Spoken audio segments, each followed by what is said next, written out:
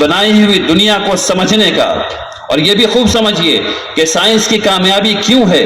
Science کبھی یہ نہیں کہتا کہ میں نے کسی چیز کو حتمی طور پر نجی طور پر کیا ہے. سائنس کا پہلا فلسفہ یہ ہے حتمی طور پر کبھی بھی کسی کو نہیں کیا جا سکتا. Nothing can ever be done. Science پہلا یہ ہے کہ کبھی کسی چیز کو حتمی طور پر کیا جا سکتا. اور یہ سائنس کی کامیابی کیوں؟ کیونکہ اس کو یہ وسعت دیتا ہے کہ وہ غلطی کرتے تھے. جب بھی کریں گے ٹھیک ہے دوبارہ اٹھ کے کھڑے ہو جاؤ اور اچھو. اور یہ بہت اچھی بات ہے ہم لوگوں کے لیے کیونکہ ہم لوگ اللہ سبحانہ و تعالیٰ کی آیات پر لگتے رہیں تاکہ دل میں ایمان تازہ ہے. کیونکہ یہ وقت اور آنے والا وقت اس دنیا کے نقطہ نظر سے اس کا ہے. اگر ہم لوگ اس فکر کو اڈاپٹ کریں گے کریں گے لوگ اللہ سبحانہ و تعالیٰ کی فکر کو اور سائنس کو اللہ کے مد مقابل رکھیں. ایک طرف وہ چیز ہے جو آپ چھتے ہیں جو آپ دیکھ سکتے ہیں جو آپ چکھ سکتے ہیں اور دوسری طرف ایک فکر ہے جسے آپ کے دماغ سے ہوتے ہوئے یقین کے راستے آپ کے دل میں اترنا ہے تاکہ آپ کو بات سمجھ میں آ سکے. اور یہ جو راستہ ہے یہ جو طریقہ کار ہے اس کے لیے ہم لوگ وقت نکالنے کو تیار نہیں ہیں. لیکن اگر جو نکال لیں تو یہ ہم لوگوں کی ایمان لت وہی ہو سکتی ہے جو صحابہ کرام کی تھی. ہم لوگ اس کام ہی کر رہے اس لیے اس حالت میں ہیں. اس لیے ہم لوگوں کو قرآن پڑھانا ہے. اور قرآن کیسے؟ عربی کے ساتھ. بغیر عربی کے پڑھنے کا وقت جا رہا. اس بات کو سمجھ کہ ہم میں سے وہ لوگ جن عمر ضائع ہو گئی ہے ہم میں سے وہ لوگ عمر ضائع ہو گئی ہے جو عربی سکتے اب لیکن عربی کا 5 لفظ سیکھ سکتے ہیں. انہیں چاہیے وہ امام کے پاس جائیں وہ عربی کے 5 لفظ سیکھیں. الحمد کے کیا معنی ہیں, رب کے کیا معنی, عالم کے معنی ہیں, تاکہ اللہ رب العالمین کو اس طرح سمجھ سکیں جیسے صحابہ اکرام نے سمجھا تھا یا کوشش کر سکیں. لیکن جو لوگ نوجوان ہیں میں ان سے کہتا ہوں کہ ہماری کیسی محبت ہے محمد الرسول اللہ صلی اللہ علیہ وسلم سے کہ ہم ان کی زبان سیکھنے کو تیار نہیں ہیں. میں اپنے آپ سے یہ پوچھتا ہوں الدین نصیحہ, دین نصیحت دینے کا نام ہے. یہ تمام باتیں جو میں کر رہا ہوں یہ سب سے پہلے مجھ پر لاگو ہوتی ہیں. مجھے سب سے زیادہ اس کی ضرورت ہے, اس کے بعد کسی کو ہے. اس لیے میں خود سے کہتا ہوں اور آپ سے کہتا ہوں بھائیوں بزرگوں ہماری محبت کیسی ہے اپنے نبی سے کہ ہم جان دینے کو تو تیار ہیں ان کے لیے الحمدللہ رب العالمین, لیکن ان کی زبان سیکھنے کو تیار نہیں. کیسی محبت. ہم اللہ سبحانہ و تعالیٰ کے لیے گردن کٹانے کو تیار ہیں لیکن جس زبان میں انہوں نے اپنے کلام کو اتارا اس زبان کو سیکھنے کو تیار نہیں. اور عربی انتہائی آسان زبان ہے. عربی انتہائی آسان زبان ہے کیونکہ بالکل میتھمیٹیکل ہے. اگر آپ لوگ کوشش کریں گے تو بہت جلدی عربی سیکھ سکتے ہیں.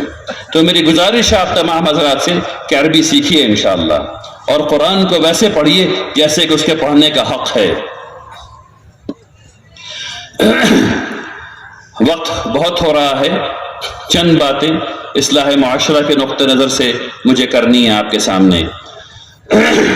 میں نے صبح بھی اس میں سے چند باتیں آپ کے سامنے کی ہیں لیکن مجمع بہت بڑا ہے ماشاءاللہ. میں چاہتا ہوں کہ آپ چند چیز کو سمجھیے. مجھے یہ بتایا گیا کہ یہاں ہمارے نوجوان نشے میں ملوث ہو رہے ہیں. ہم سب لوگوں کو یہ پتا ہے کہ نشہ حرام ہے. ہم سب لوگوں کو یہ پتا ہے کہ نشہ حرام ہے. اس کے باوجود ہم لوگ اپنے نوجوانوں کو نشے میں ملوث ہونے دے رہے ہیں. مجھے بتایا گیا کہ غالباً روڈ پر یا کہیں پر جب صفائی ہو رہی اس اجلاس کے لیے تو تقریباً 2500 سوئیاں ملی. نہیں, یہ مسلمانوں کا کردار نہیں ہے. یہ محمد الرسول اللہ صلی اللہ علیہ وسلم کی امتی کا کردار نہیں ہے. ایک طرف تو ہم لوگ یہاں جمع ہیں اللہ اللہ کرنے, رسول کی بات سننے سنانے, اور دوسری طرف ہم لوگ حرام بھی کرتے رہے. یہ کیسے ہوگا؟ دیکھیے ہم میں سے بہت سے لوگوں کو یہ مغالطہ ہو گیا ہے کہ ہم لوگ سب کے سب جنت جا رہے ہیں ڈائریکٹلی. یعنی ہم نے کہہ دیا لا الہ الا اللہ محمد الرسول اللہ تو موت اور موت کے بعد نیکسٹ اسٹاپ جنت. ایسا نہیں ہونے والا. ایسا بالکل بھی نہیں ہونے والا ہے. ایک پروسیس ہے بیچ میں جس میں سدھارا جائے گا. مونا لائٹر ہے. ایک پروسیس ہے بیچ میں جس میں سدھارا جائے گا, اور میں آپ کو اس پروسیس کو دکھاتا ہوں. ایسے سدھارا جائے گا. دیکھیے اس کو, یہ لائٹر ہے. حرام کام کرنے سے پہلے ایک دفعہ سوچئے. جل رہا ہے نا بھائی؟ بس 1 سیکنڈ ہاتھ اس کے اوپر رکھ کے دیکھیے کتنی دیر رکھ سکتے ہیں. اگر 5 سیکنڈ رکھ سکتے ہو تو جائیے جا کے نشہ کیجیے. اگر 5 سیکنڈ رکھ سکتے ہو تو جا کے نشہ کیجیے. بات سمجھ میں آ رہی ہے؟ جہنم کیا چیز ہے اس کو سمجھنے کی کوشش کیجیے. جہنم کیا چیز ہے اس کو سمجھنے کی کوشش کیجیے. اس دنیا میں اللہ سبحانہ و تعالی نے 2 لوگ پیدا کیے ہیں جو استثنائی صورت میں پیدا کیے گئے ہیں. ایک وہ جو دنیا میں پیدا کیا گیا اور جس نے کبھی کوئی دکھ نہیں دیکھا, ہمیشہ خوش رہا, سکھی سکھ دیکھا. اور ایک وہ جس نے دنیا میں کوئی بھی سکھ نہیں دیکھا, صرف دکھی دکھ دیکھا. ان دونوں کو آخرت میں جمع کیا جائے گا, اور پھر جس بندے نے اس دنیا میں صرف سکھی سکھ دیکھا تھا اس کے سامنے جہنم ایک لمحے کے لیے کھولی جائے گی اور بند کر دی جائے گی. اور اس کے دل کی کیفیت یہ ہوگی کہ وہ کہے گا کہ میں تو سکھ جانتا ہی نہیں ہوں, یہ تو سب دکھی دکھ ہے, دکھی دکھ ہے. اور وہ شخص جس نے دنیا میں ایک بھی سکھ نہیں دیکھا ہے, اس کے سامنے جنت ایک لمحے کے لیے کھولی جائے گی اور بند کر دی جائے گی, اور وہ کہے گا میں دکھ تو جانتا ہی نہیں ہوں, ہر چیز سکھی سکھ ہے, سکھی سکھ ہے.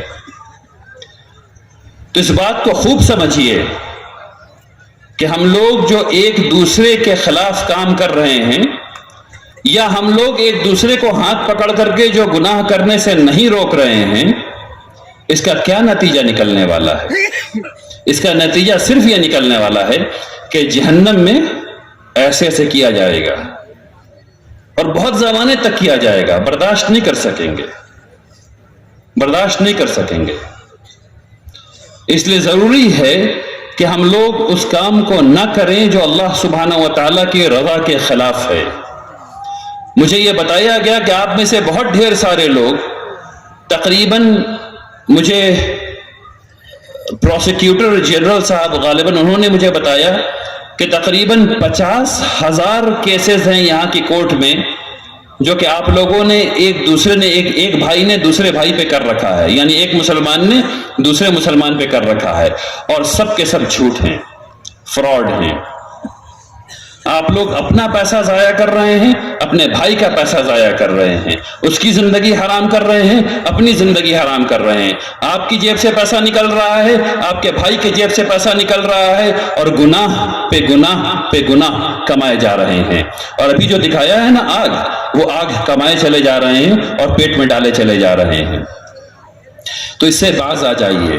میری گزارش ہے, میں پھر کہتا ہوں, میری گزارش ہے, نیت کو صاف کیجئے, اور اس دنیا میں اگر کچھ دینا پڑے تو دے دیجئے تاکہ اس دنیا میں خوب اچھا مل جائے.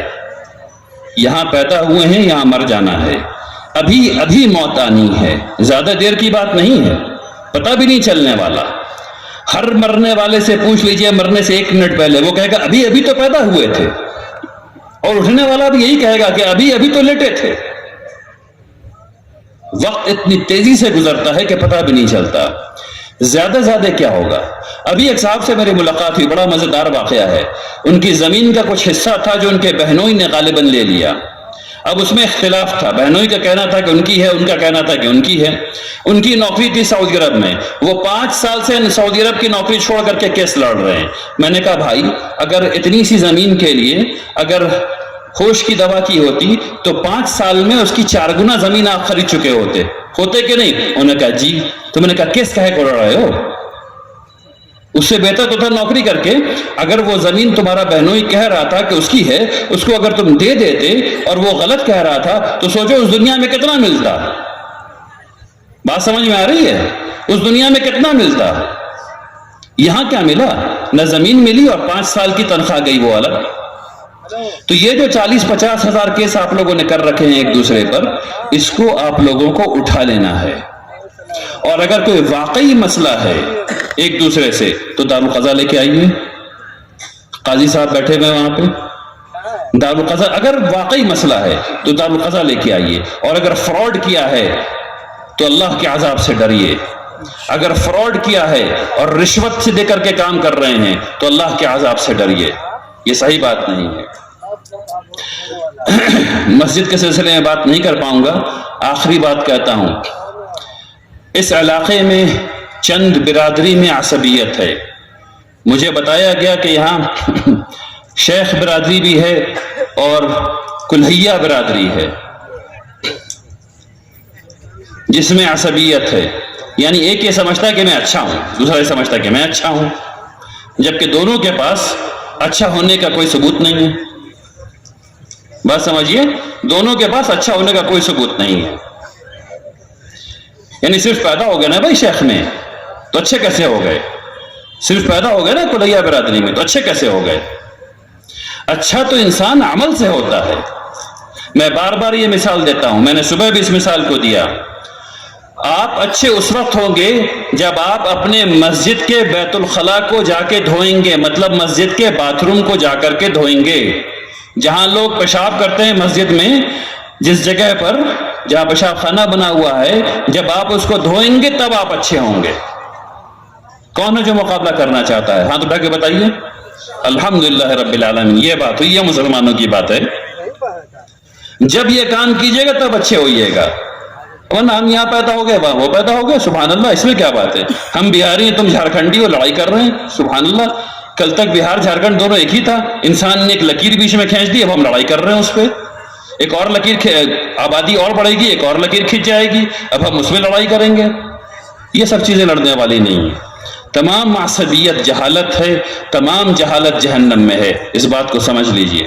اگر آپ کے اندر یہ والا کھوٹ ہے کہ میں اچھا ہوں کیونکہ میں فلاں برادری سے ہوں، میں اچھا ہوں کیونکہ میں فلاں محلے سے ہوں، میں اچھا ہوں کیونکہ میں فلاں اسٹیٹ سے ہوں، یہ سب عصبیت ہے. تمام عصبیت جہالت ہے، تمام جہالت جہنم میں ہے. خوب سمجھ لیجئے انشاءاللہ. اب رات چونکہ بہت ہو گئی ہے، میں انشاءاللہ یہاں پر اپنی بات ختم کرتا ہوں. میں دعا کرتا ہوں کہ اللہ تبارک تعالی ہم لوگوں کو توفیق عطا فرمائے کہ ہم لوگوں نے جو یہاں سیکھا ہے وہ اپنی زندگی میں نافذ کریں. یہ سب سے اہم بات ہے. ہم لوگ سن بہت رہے ہیں، کام بہت کم، یعنی کام کم کر رہے ہیں. سن بہت زیادہ رہے ہیں، کر بہت کم رہے ہیں. تو ہاتھ سے کرنا بہت زیادہ ہے انشاءاللہ. آئیے اللہ سبحانہ و تعالیٰ سے توفیق دیں کہ ہم لوگ، اللہ ہماری نیتوں کو صالح کرے، ہمارے قلب کو سلیم کرے.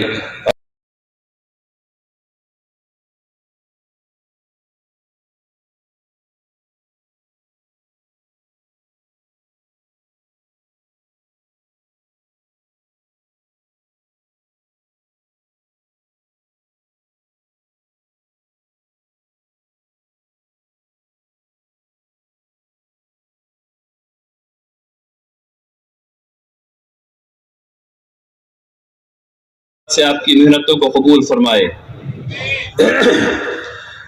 وقت بہت ہو چکا ہے، 11 بج رہے ہیں، لیکن مجھے آپ سے 3 موضوعات پر بات کرنی ہے. مجھے آپ سے تعلیم پر کچھ بات کرنی ہے، مجھے آپ سے معاشرے کے سلسلے میں کچھ بات کرنی ہے، اور آپ کی مساجد کے سلسلے میں کچھ بات کرنی ہے.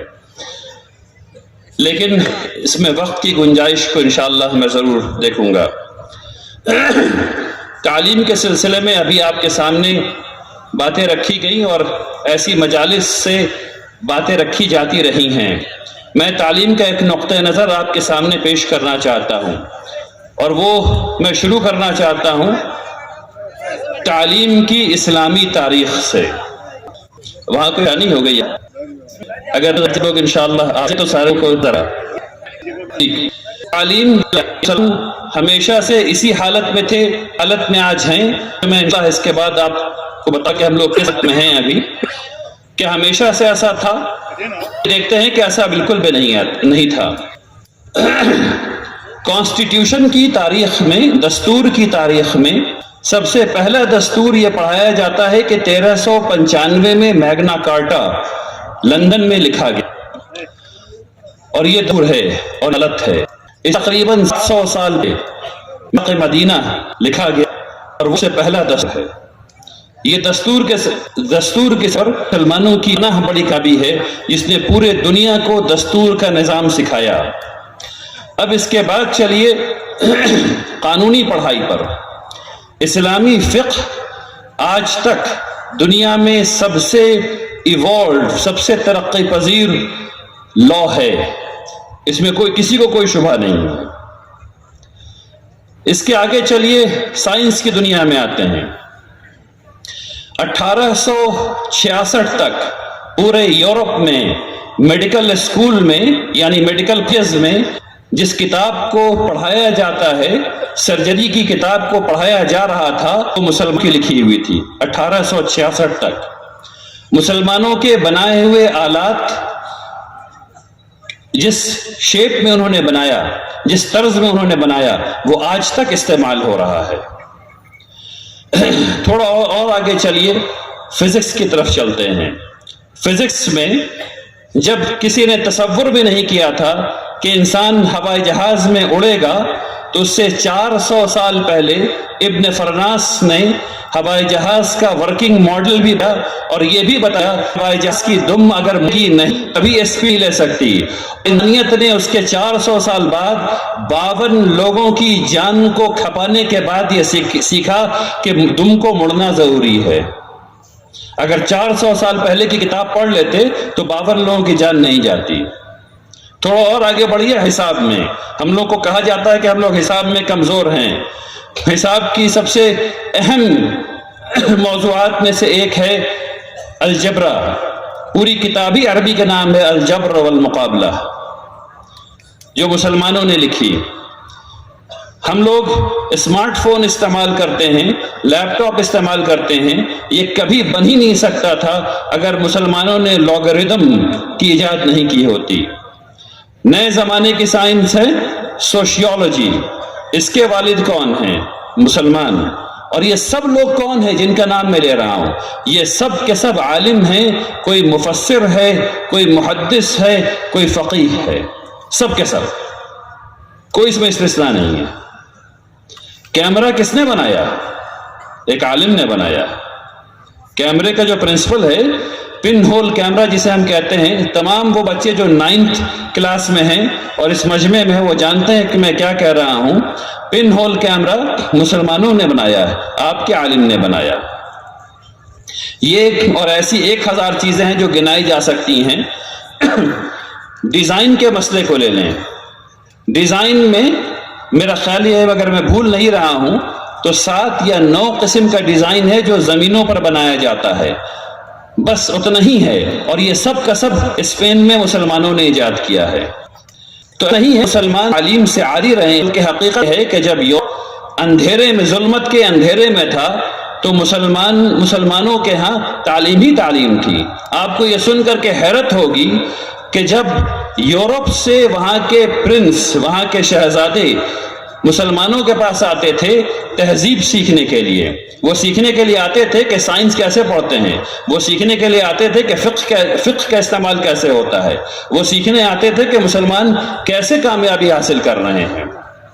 آپ کو یہ بھی سن کر کے حیرت ہوگی کہ اس وقت جب وہ سیکھ کر کے جاتے تھے تو ان کو ایک نئی چیز ملتی تھی، وہ ہے چھری کانٹا۔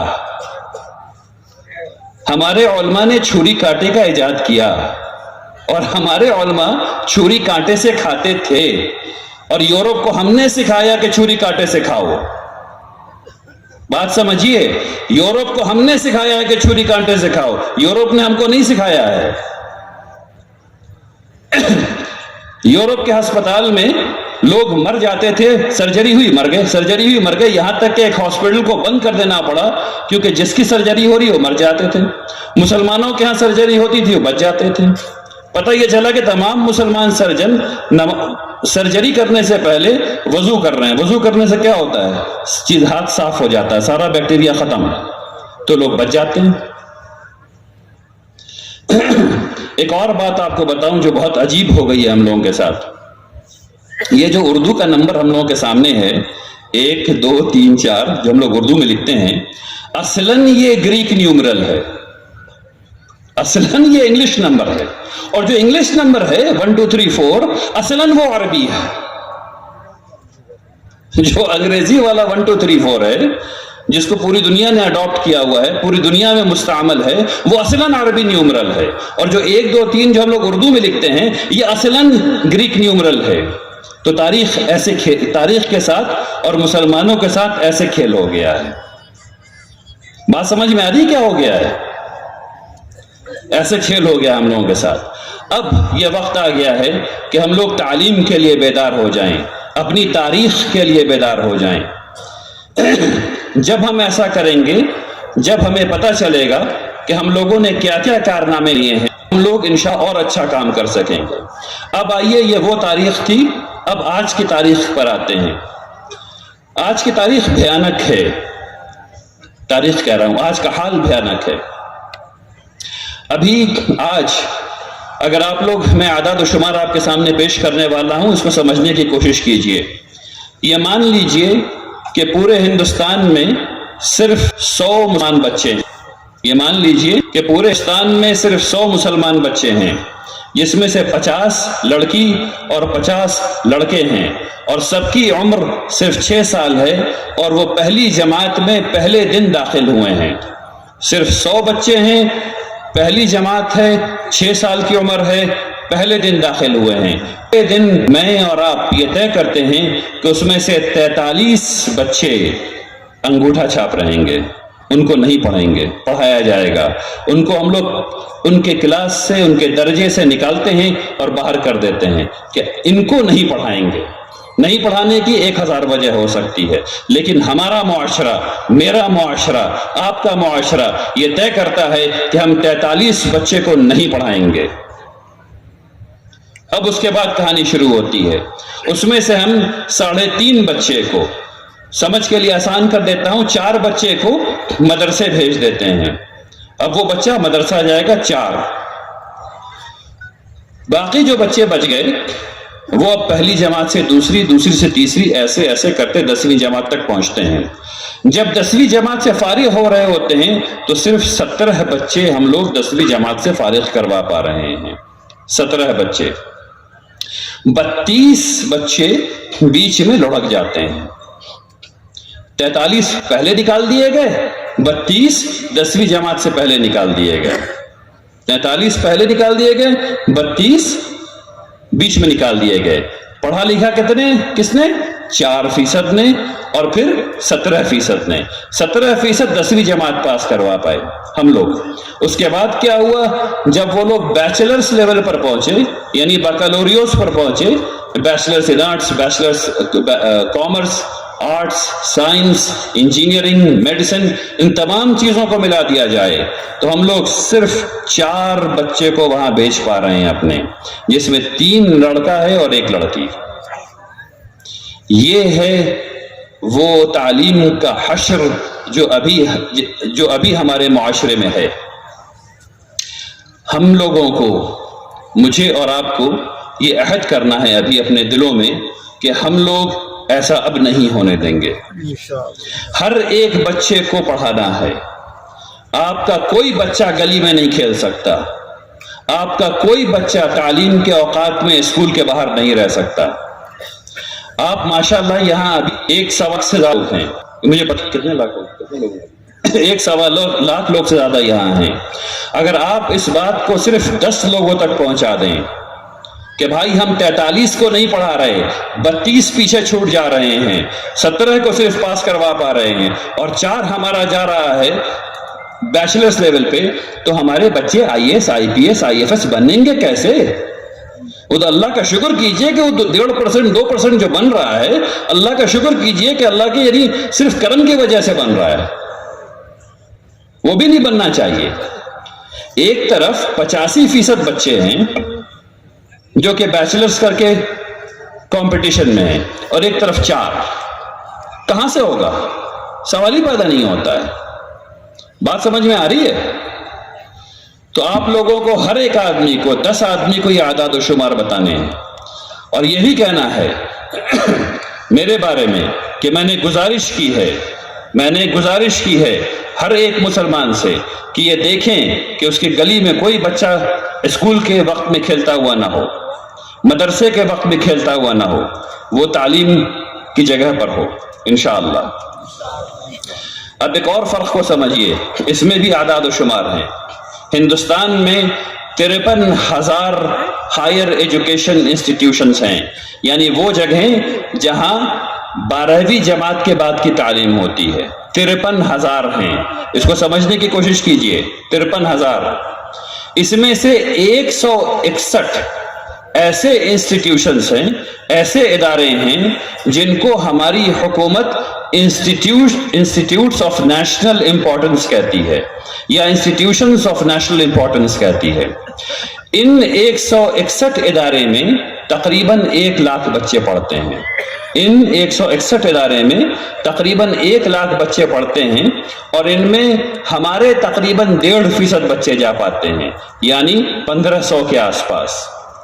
اب فرق کو سمجھیے، ایک طرف تقریباً پورے 53,000 انسٹیٹیوشنز ہیں اور ایک طرف 161 ہے۔ اگر آپ کا بیٹا، اگر آپ کی بیٹی انجینئرنگ کرنے کے لیے ادھر آیا تو اس کی تنخواہ، پہلی تنخواہ 10,000 روپے مہینہ بھی نہیں ملنے والی۔ آپ میں سے بہت سے لوگ ابھی یہاں بیٹھے ہیں جو انجینئر ہیں، جو ادھر سے پڑھ کر کے آئے ہیں، ان کو 10,000 روپے مہینہ بھی نہیں مل رہا ہے۔ اگر ادھر سے آتے، اس 161 سے آتے تو 10 لاکھ روپے سال سے کم نہیں ملتا۔ فرق سمجھ میں بات آ رہی ہے؟ تو یہ ذمہ داری میری ہے اور آپ کی ہے کہ ہم اپنے بچوں کو تیار کریں کہ وہ ادھر ہوں، ادھر نہیں، ادھر ہونے چاہیے۔ 1 لاکھ سیٹ ہے ادھر۔ آپ سب لوگوں نے ابھی رحمانی 30 کے بارے میں سنا، اس کی کامیابیوں کے بارے میں سنا۔ وہ اتنا کامیاب ادارہ کیوں ہے، کیا وجہ ہے اس کا گول کیا ہے؟ رحمانی 30 کا گول یہ ہے کہ ادھر بچوں کو بھیجا جائے، فقط ادھر کی کوئی پرواہ نہیں، صرف ادھر بھیجنا ہے۔ آپ لوگوں کی ضرورت ہے، میری ضرورت ہے کہ ہم لوگ اپنے بچوں کو ادھر کے لیے تیار کریں۔ ادھر کے لیے تیار کرنے کے لیے کیا کرنا ہوگا، اس کو سمجھیے۔ ہم لوگ اپنے بچوں کے ساتھ ایک بہت بیہودہ مذاق کرتے ہیں، اور یہ میں بہت سیریسلی اور سنجیدگی سے یہ بات کہہ رہا ہوں، اس کو سمجھیے۔ ہم لوگ اپنے طلبہ کے ساتھ بہت بیہودہ مذاق کرتے ہیں، اور وہ یہ کرتے ہیں کہ ہم لوگ اپنے بچوں سے یہ کہتے ہیں کہ 35% نمبر لے کر کے آئے ہو، تم کو پاس کر دیا، اب تم پہلی جماعت سے دوسری جماعت میں چلے گئے۔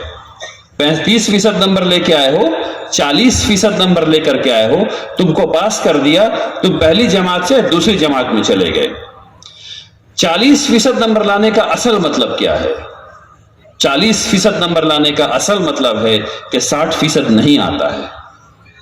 بات کو سمجھیے، 40% نمبر لانے کا مطلب ہے کہ 60% نہیں آتا ہے۔ اب 60% نہیں آتا ہے اور آپ نے بچے کو آگے بڑھا دیا۔ اب یہ بچہ پہلی جماعت سے دوسری جماعت میں گیا ہے۔ دوسری جماعت کی تمام کتابیں جب لکھی گئیں تو لکھنے والے نے کس بات کو سچ مانا تھا؟ لکھنے والے نے اس بات کو سچ مانا تھا کہ پہلی جماعت کا وہ بچہ جو دوسری جماعت میں آ رہا ہے، وہ پہلی جماعت کے تمام مواد پر قادر ہے، اس کو ہر بات سمجھ میں آ گئی ہے۔ لیکن کیا سمجھ میں آئی؟ یقیناً نہیں آئی، اس کو تو صرف 40% سمجھ میں آیا ہے۔ یہ بات سمجھ میں آ رہی سب کو؟ اس کو صرف 40% سمجھ میں آیا ہے، 60% تو سمجھ میں آیا۔ اب وہ چلا گیا دوسری جماعت میں، تو اب اس پر کچھ کہہ رہے ہیں، اور وہ یہاں آنے کے بجائے یہاں اوپر جا رہا ہے۔ ہم لوگ کہہ رہے ہیں کہ بچہ ٹیڑھا، بچہ بدتر ہے، بچے کو سمجھ آ رہا ہے، بچہ عقل خراب ہے۔ وہ بیہودہ مذاق ہے جو انہیں اپنے تعلیمی نے کر رکھا۔ ہم لوگوں کے ہاں پاس مارکس 30% نہیں، 40% نہیں، 50% نہیں، 80% نہیں، 90% نہیں، صرف اور صرف 100% ہونا چاہیے۔ اسے کہتے ہیں ماسٹری بیسڈ لرننگ۔ 100% نمبر لانے کا کیا مطلب ہے؟ امتیاز، تمیز، ایکسلنس؟ بالکل بھی نہیں۔ 100% نمبر لانے کا صرف مطلب یہ ہے کہ مواد جو توقع تھی مواد کے فہم کی، وہ آ گیا ہے، بس اس کے علاوہ کچھ بھی نہیں. 100% نمبر لانے کا صرف مطلب یہ ہے کہ جو مواد سمجھانا تھا وہ سمجھ میں آ گیا. اس کے کچھ بھی اس کی بات. تو ہمیں تمام وہ لوگ یہاں اسکول چلا رہے ہیں, جو مدرسہ چلا رہے ہیں, تمام سے گزارش کرتا ہوں کہ آہستہ اپنے پاس نمبر کو بڑھائیے. رحمانی حکمت میں پاس نمبر 75 ہے. انشاءاللہ آنے والے وقت میں وہ 85 ہوگا, پھر 95 ہوگا. کل مجھ سے شعبہ تخصص کہہ رہا ہوں, تخصص فی الافتاء کے جو مدیر صاحب ہیں, انہوں سے آگر کہا کہ آج پاس مارک کیا رکھا جائے, ہاں تو 75 ہے, یہاں رکھا جائے. میں نے کہا اور انشاءاللہ وہ 85 رکھا جائے, اس کے بعد 95 بھی ہوگا. تو میں آپ تمام حضرات سے گزارش کرتا ہوں, آپ والد ہیں جو آپ اپنے بچوں کی کاپیوں کو چیک کرتے ہیں, جو دیکھتے ہیں کہ بچے آپ کے کیسے پڑھ رہے ہیں. آپ اگر وہ نمبر کم آ رہا ہے ان کو, تو ان کو وہ مواد سمجھ میں نہیں آ رہا ہے. آپ کی ذمہ داری ہے کہ آپ ان کے اساتذہ سے بات کریں اور یہ دیکھیں کہ ان کو مواد سمجھ میں کیسے آئے گا. جب آئے گا تو وہ اسکول کے باہر نہیں نکلیں گے. اس بات کو سمجھیے, 90% بچے جو تعلیم حاصل نہیں کرنا چاہتے, وہ اس لیے نہیں کرنا چاہتے کیونکہ مواد ان کو سمجھ میں نہیں آ رہا. بات بالکل واضح ہو گئی, سمجھ میں بات آ گئی. الحمدللہ رب العالمین. ابھی نائب امیر شریعت صاحب نے آپ کے سامنے میڈیکل کالج کے سلسلے میں بات کی. والد صاحب رحمۃ اللہ علیہ نے یہاں آپ لوگوں سے کہا تھا کہ آپ لوگ تقریباً 40 ایکڑ یا جو بھی زمین کا مطالبہ ہے وہ پورا کریں تو میڈیکل کالج کی طرف ہم لوگ قدم بڑھائیں گے. آج بڑی خوشائن بات ہے کہ یہاں میرے سامنے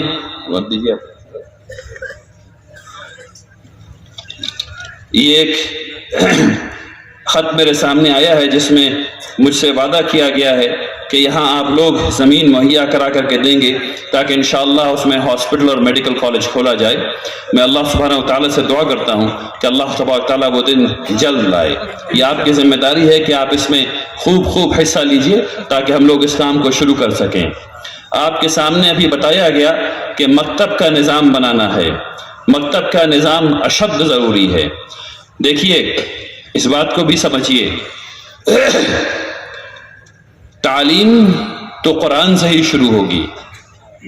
فزکس بغیر ایمان کے خدا ہے, کیمسٹری بغیر ایمان کے خدا ہے, بایولوجی بغیر ایمان کے خدا ہے. کیوں میں ایسا کہہ رہا ہوں, سمجھیے اس بات کو. اگر آپ ایسی چیز کو سامنے رکھیں گے جو حواس سے اور عقل سے ثابت کی جا سکتی ہے تو اس کے سامنے کوئی چیز ٹک نہیں سکتی. اگر آپ اللہ کی بنائی ہوئی مخلوق کو اور اللہ کی بنائی ہوئی فطرت کو اللہ کے مد مقابل رکھیں گے تو یہ آپ کے ذہن کا اور آپ کے دل کا فطور ہے. اس بات کو سمجھیے اور خوب سمجھیے. تعلیم قرآن کی ہوگی اور قرآن جب دعوت دے گا کہ تدبر کرو اللہ کی آیات پر, تب تدبر کیا جائے گا, کیونکہ حکم ہے تدبر کرنے کا. تدبر ایسے نہیں کیا جائے گا. یقین جانیے کہ اگر اللہ سبحانہ و تعالیٰ نے پیدا کر کے یہ کہہ دیا ہوتا کہ تم صرف ایک وقت کھا سکتے ہو تو ہمارے پاس کوئی چارہ نہیں تھا کہ ہم 2 وقت کھا لیں, کیونکہ وہ خالق ہے, وہ رب ہے, وہ ہم کو حکم دے گا اور ہمیں ماننا پڑے گا. اور نہیں مانیں گے تو اس دنیا میں جو حشر ہونا ہے وہ سب کو پتا ہے. ٹھیک اسی طریقے سے اللہ سبحانہ و تعالیٰ نے اس دنیا کو بنایا اور بنانے